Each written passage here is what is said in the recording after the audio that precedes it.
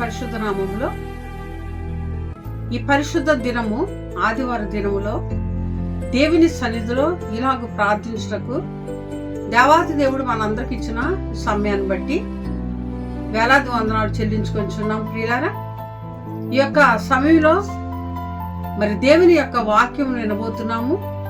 దానికి ముందుగా ఒక పాట పాడుకొని తర్వాత వాక్యం విందామండి.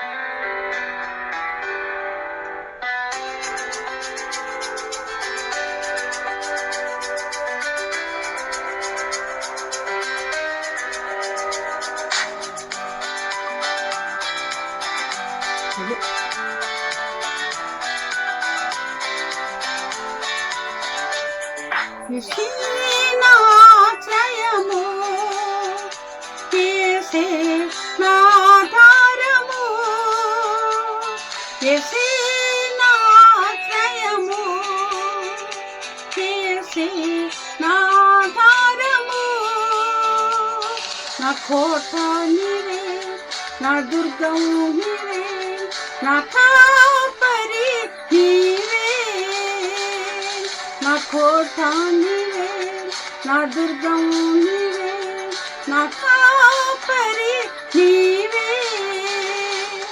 యేసే నా ఆశ్రయము, యేసే నా ఆధారము.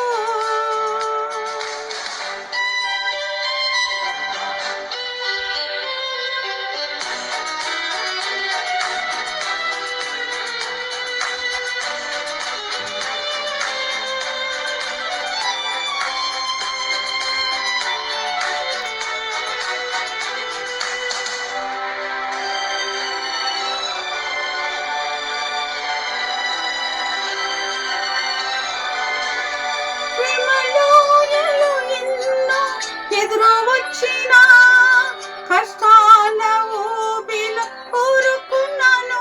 శ్రీమలో ఎన్నో ఎదురవచ్చిన కష్టాల ఊబిలో ఊరుకున్నాను. నన్ను లేవనెత్తును, నన్ను బలపరచును, నాకై శక్తినిచ్చి నడిపించును. నన్ను లేవనెత్తును, నన్ను బలపరచును, నాకై శక్తినిచ్చి నడిపించును. యేసే నా ఆశ్రయము, యేసే నా ఆధారము.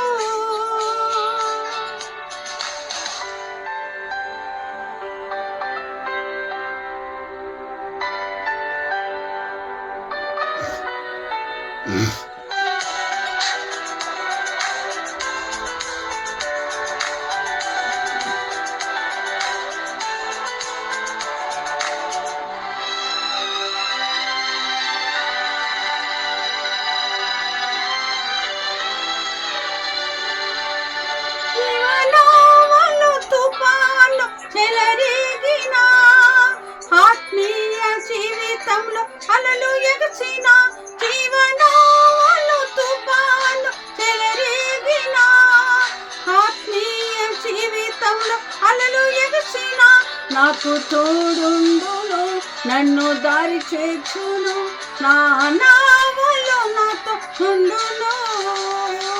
నాకు తోడుండును, నన్ను దారి చేర్చును, నా నావలో నాతో నుండును. యేసే నా ఆశ్రయము, యేసే నా ఆధారము.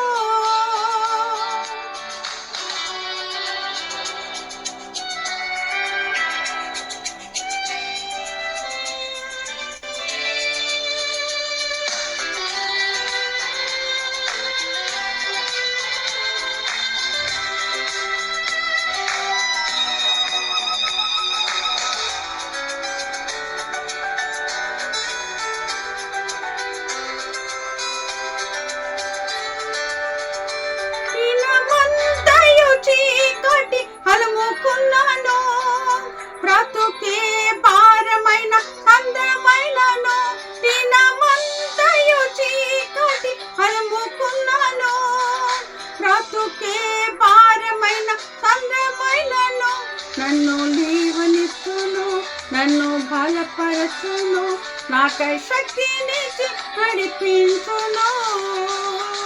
నన్ను లేవనెత్తును, నన్ను బలపరచును, నాకై శక్తినిచ్చి నడిపించును. యేసే నా ఆశ్రయము, యేసే నా ఆధారము, యేసే నా ఆశ్రయము, యేసే నా ఆధారము. నా కోట నీవే, నా దుర్గము నీవే, నా కాపరి నీవే. నా కోట నీవే, నా దుర్గము నీవే, నా కాపరి నీవే. చక్కటి పాట విన్నాం ప్రియులారా. కష్టకాలంలో ఆయనే మనకు ఆశ్రయము దుర్గమునై ఉన్నాడు. పోయిన వారము ఒక చక్కటి సందేశం విన్నామండి ప్రియులారా. దేవుని మాట వినినప్పుడు, దేవుని సన్నిధిలో ఆయన మాటకి లోబడినప్పుడు ఆయన ఏ విధంగా దీవిస్తాడో అనేది మనం తెలుసుకున్నాము. దాన్నే ఈరోజు కంటిన్యూ చేద్దామని ప్రేమతో మీ అందరికి మనం చేస్తున్నారు ప్రియులారా. ద్వితోపదేశకాండం 28వ అధ్యాయము మరి 1 నుంచి మనం చదువుకున్నాము. ఈ దినాన్నైతే మరి దేవుని యొక్క వాక్యము 2వ వచనం నుంచి చదువుకుందామండి. నీవు నీ దేవుడని యెహోవా మాట వినిన ఎడల ఈ దీవెనలన్నీ నీ మీదకు వచ్చి నీకు ప్రాప్తించును. నీవు పట్టణములో దీవించబడదువు, పొలములో దీవించబడదువు. నీ గర్భఫలము, నీ భూఫలమును, నీ పశువుల మందలను, నీ దుక్కుటెద్దులను, నీ గొర్రెల మేకలను మందలను దీవించబడు. ప్రియులారా, ఆయన మాట వినినప్పుడు, ఆయన మాటకు విని ఆయనకు లోబడినప్పుడు ఆయన ఎన్నో దీవెలు ఇస్తానని వాగ్దానం చేసి ఉన్నారు. ప్రియులారా, ఇక్కడ మరి ద్వితోపదేశకాండం మనం చూసినట్లయితే అన్నాడు వారికి ఇచ్చిన ఈ యొక్క భాగాన్ని మనం చూసినట్లయితే ఇక్కడ దేవుడు అంటా ఉన్నాడు, దేవుని మాట విన్న ఎడల నీవు పట్టణంలో దీవించబడతావు. పట్టణంలో నువ్వు వెళ్ళినప్పుడు, పట్టణంలో నీవు అక్కడక వెళ్ళి మరి నీ పనులన్నీ చేసుకుని వచ్చినప్పుడు నీకు దీవెన ఇస్తానంటున్నాడు. అంతేకాకుండా ఇంకా ఏమంటున్నాడంటే ప్రియులారా, మరి ఇంకా ఆయన ఇంకా పొలము దీవించబడుతుంది. పొలంలో చాలా సార్లు రైతు కష్టపడి చాలా ప్రయాసపడి విత్తనములు వేస్తాడు, మరి ఆ ఎరువు వేస్తాడు, నీరు పెడతాడు, చాలా ప్రయాసపడతాడు ప్రియులారా. కొన్నిసార్లు పంట రానప్పుడు, కొన్నిసార్లు పంట చేతికి రానప్పుడు, ఆ పంట పండనప్పుడు చాలా నిరాశలోనికి వెళ్ళిపోతాడు ఆ రైతు. కానీ ప్రియులారా, ఇక్కడ దేవుని మాట వినినప్పుడు ఆ పొలము దీవించబడుతుంది, పొలంలో పంట సమృద్ధిగా వస్తుంది. ఆ పంట నీకు మరి సరిపడని అన్నిటినీ ఇస్తానని ఇక్కడ ప్రభు సెలవిస్తా ఉన్నాడు. 3వదిగా మనం చూస్తే ప్రియులారా, నీ గర్భఫలం అనగా బిడ్డలు దీవించబడతారు. వారి జీవితాల్లో ఎలాంటి అనారోగ్యం లేకుండా, వారికి ఎలాంటి జబ్బు రాకుండా, ఎలాంటి పరిస్థితి లేకుండా వారు ఆరోగ్యవంతమైన బిడ్డలను దేవుడు ఇస్తానని ఇక్కడ సెలవిస్తా ఉన్నాడు. కనుక ప్రియులారా, 4వదిగా మనం చూస్తే నీ యొక్క మరి దుక్కుటెద్దులు, పొలాన్ని మనం దున్నుతున్నప్పుడు ఎద్దులు చాలా కష్టపడుతూ ఉంటాయండి. కానీ ప్రియులారా, ఆ యొక్క దున్నే ఎద్దులను కూడా నేను దీవిస్తాను అంటున్నాడు. ఎప్పుడు అంటే దేవుని మాట ఎవరైతే వింటారో, దేవుని మాటకి ఎవరైతే లోపడతారో, దేవుని మాట ప్రకారం ఎవరైతే జీవిస్తారో అలాంటి వారికి ఈ దీవెలన్నీ ఇస్తానని సెలవిస్తా ఉన్నాడు. ప్రియులారా, అబ్రహాము దేవుని మాటకు లోబడ్డాడు కనుకనే, అబ్రహాము దేవుని మాటను గౌరవించాడు కనుకనే, అబ్రహాము దేవుని ఎక్కడైతే నీవు మరి లేచి నీ యొక్క మరి సొంత జనులను సమస్తం విడిచిపెట్టి నేను చూపించే దేశానికి వెళ్ళమని చెప్పినప్పుడు అబ్రహాము దేవుని మాట విని దేవుని మాట ప్రకారముగా మరి వెళ్ళాడు కనుకనే అబ్రహాముని దేవుడు దీవించాడు. ఈ రోజు నీవు దేవుని మాట వింటున్నావా, మందిరానికి వెళ్తున్నావు కానీ, మందిరంలో ప్రార్థన చేస్తున్నావు కానీ, ఏదో వెళ్ళి వచ్చేస్తున్నాను అనుకుంటున్నావు కానీ లేదు ప్రియులారా. దేవుని మాట అనగా ఆయన వాక్యమును సరిగా అర్థం చేసుకొని ఆయన వాక్యం నింటే కనుక దీవెలన్నీ ఇస్తానంటున్నాడు. నీటిలో కరువు ఉండదు, నీ యొక్క తొట్టిలో పిండి అయిపోదు, నీ యొక్క మరి బుడ్డిలో నూనె అయిపోదు. ఎందుకు చేతనంటే ఆయన సమృద్ధిగా సమస్తమును దీవిస్తానని ఆయన వాగ్దానం చేస్తున్నాడు కనుక ప్రియులారా. అంతేకాకుండా మరి నీ గొర్రెల మేకలు కూడా నేను దీవిస్తానంటున్నాడు.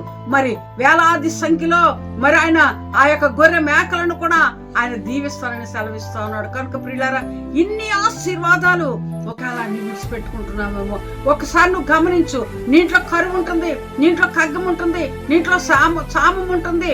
ఎందుకంటే నీటిలో మరి ఎలాంటి కూడా ఆశీర్వాదం లేకుండా అయిపోతావు. ఎందుకు చేతనంటే నువ్వు దేవుని మాట వినట్లేదు, దేవుని మాటకు లోపట్లేదు కనుకనే, దేవుని మాటని గౌరవించకుండా మరి వెళ్తున్నాను వస్తున్నాను మందిరానికి, మరి నేను చాలా చక్కగా దేవుని మాట వింటున్నాను అనుకుంటున్నా కానీ నువ్వు దేవుని మాట వింటలేదు. కానీ ప్రియులారా, ఈరోజు దేవుడు సెలవిస్తా ఉన్నాడు.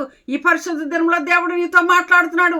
దేవుని మాట విని దేవుని మాట ప్రకారం నువ్వు జీవిస్తే కనుక ఈ యొక్క ఆశీర్వాదాలన్నీ కూడా నీకు ఇస్తానని ప్రభు సెలవిస్తా ఉన్నాడు. కనుక ప్రియులారా, నిన్ను నీవు సరిచేసుకొని దేవుని మాటకు లోబడు, నిన్ను నీవు సరిచేసుకొని దేవుని మాటను గౌరవించు, నిన్ను నీవు సరిచేసుకొని దేవుని మాటను నువ్వు నీ హృదయంలో ఉంచుకుంటే మరి నీటిలో కరువు ఉండదు, నీటిలో ఎలాంటి ఇబ్బంది ఉండదు, సమస్తము సమృద్ధిగా ఇచ్చి దేవుడు నిన్ను దీవిస్తాడు. అన్నాడు అబ్రహాము తోడుగున్న దేవుడు అంటా ఉన్న మాట, మరి నేను నీ దీవిస్తా అన్నాడు.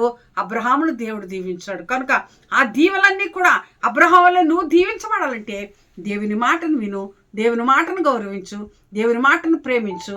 ఆయన వాక్యమునకు నీ హృదయం ఇచ్చినట్లయితే దేవుడు నిన్ను నీటిని నిబిడ్డలను సమస్తమును దీవించి ఆయన ఆస్వాదిస్తాడు. మనం చేస్తూ ఈ కొద్ది మాటలు దేవుడు మన వినికిడిలో దీవించును గాక. ఆమేన్. ప్రార్థన చేసుకుందాం. పరిశుద్ధుడైన తండ్రి నీ స్తోత్రాలు. ఈ పరిశుద్ధ దినంలో తండ్రి నాయనా నువ్వు మాతో మాట్లాడుచున్నావు ప్రభువా.